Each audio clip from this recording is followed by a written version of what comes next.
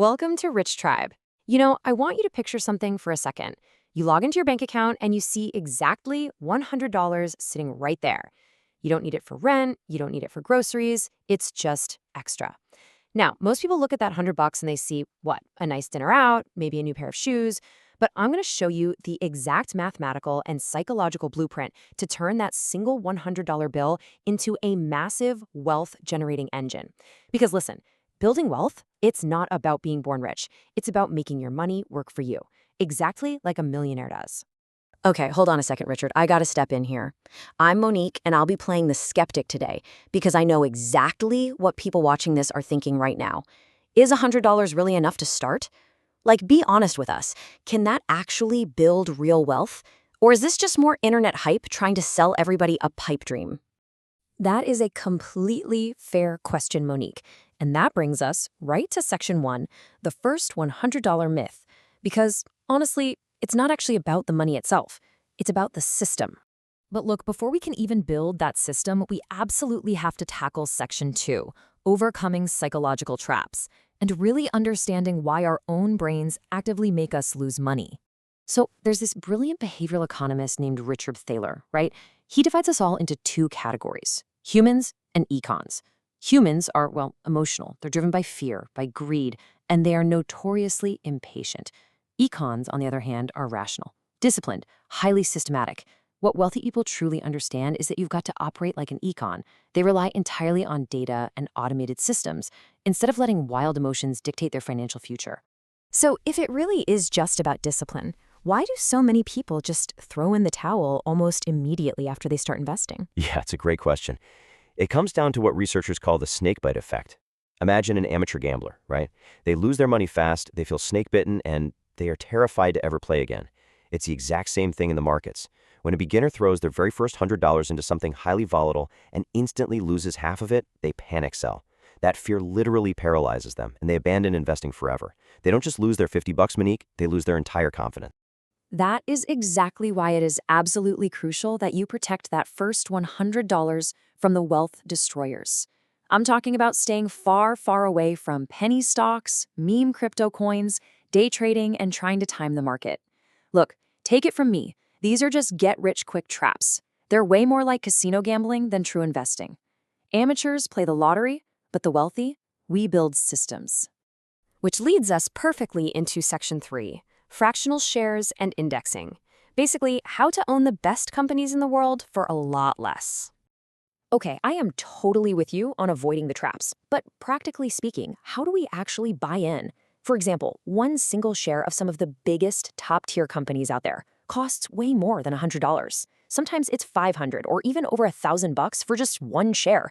How am I supposed to buy a $500 stock when my entire budget is $100? Right, so let's dive into this because this right here is where modern technology completely levels the playing field for the average guy. The magic answer is fractional shares. Apps like SoFi, eToro, and Fidelity, they actually let you buy a precise dollar amount, a little slice of a stock or an ETF, which is basically just a bundle of lots of different stocks. And you can do this regardless of its full share price. So no, you don't need $500 to buy a $500 stock. You can buy exactly $100 worth of it. You get to literally own a piece of the exact same massive companies that the billionaires own. And hey, speaking of billionaires, let's look at arguably the greatest investor of our time, Warren Buffett. When people ask him what the average person should do, he doesn't say go out and pick individual stocks. In fact, his strict instructions for his own wife's inheritance are incredibly simple. Put 10% into short-term government bonds and 90% into a very low-cost S&P 500 index fund. That index fund lets you buy a tiny slice of the 500 largest U.S. companies all at the exact same time. It's perfectly diversified, it's incredibly boring, and it makes people insanely wealthy over time. All right, moving on to section 4, navigating the tax landscape. Because making money is one thing, but keeping your profits is a whole other game. Oh, this is a big one. I constantly hear people freaking out about capital gains taxes.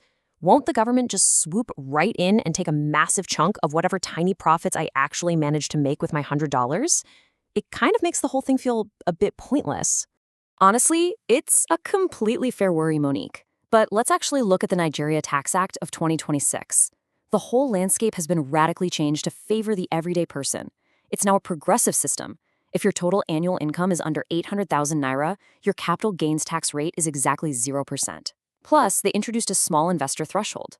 As long as you keep your unit sales and gains below those caps, the system literally protects your profits completely.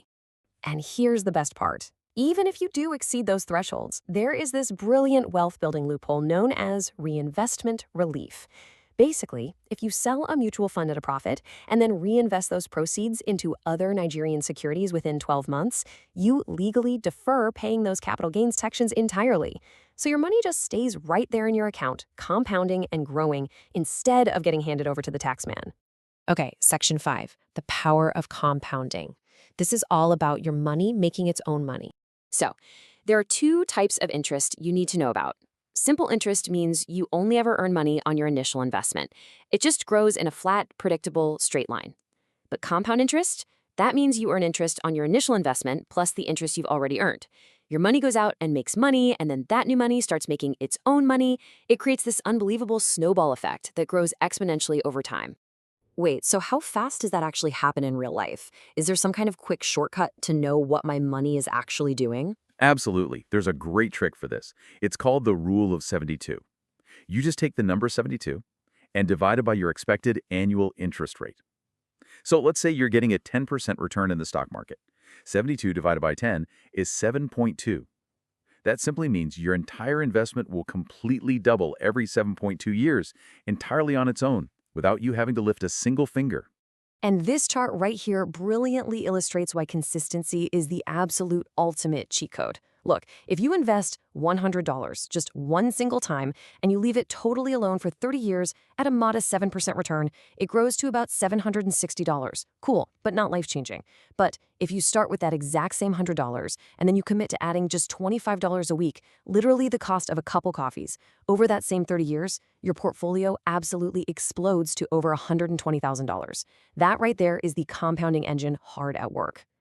Wow, that is just incredible to see visually. And hey, speaking of consistency and building great habits, please take a quick second right now to subscribe to Rich Tribe channel. Like, comment, and share. It really helps us keep bringing you these blueprints.